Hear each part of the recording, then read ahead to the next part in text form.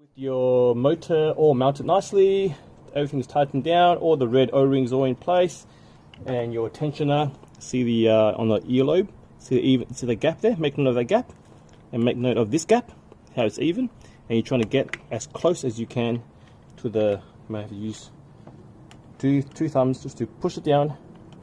There we go. See how there's no more gap there? And on this side, usually one side will be good, that's the side that you started with. Then you stretch it around evenly and make sure that the bands do not go below the bottom of the block. So with that in place, and looking at the orientation, that's the bullet, that's the point, that's the front of the kayak that has to point to the nose of the kayak, and the prop taken out because you can easily break your prop, so we're just going to leave it out for now. And the back of your mounting kit is the wing nuts that's facing you as you sit in the kayak, so it's facing the back.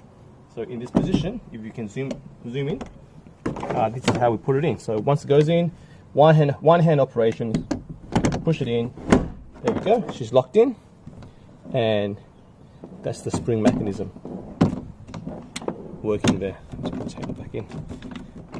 Let's show you, see that? And I'm going to show you how to adjust the height of your motor to get the best result.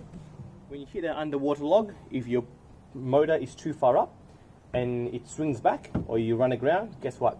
The prop is going to be still spinning, doesn't matter at what RPM, even at the lowest RPM. Once your prop hits something, your prop's going to break. So in this point, as you can see, the contact point is on the hull of the kayak. I mean, there's no damage going to do too much to your hull, but your prop's going to snap, which can give you a bit of grief and not having a prop on your motor. So what we need to do is lower it down and keep testing until you find a point where the prop's still going to hit, even though I don't have a prop on there, but you lower it until such that when it does hit, it's the shaft that's hitting and your prop is free to spin.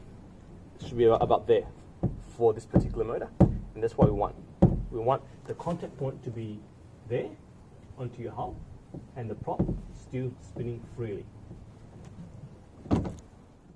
Okay, so you're cruising down a river happily and you don't see this nasty log right in front of you, just a few inches or few centimeters underneath your hull. So you're going down, the engine's going full wall or trolling, doesn't matter what speed, and it goes clunk, boom. So with that, see that? That's the action that's going to give. And by the time the motor hits the log, the tension, the load is taken up or absorbed onto the tension band, and your kayak would have slowed right down to a standstill, and by then you should be smart enough and quick enough to turn off the power to the props. And thus, with this give, you have saved your kayak mounting points and also the prop.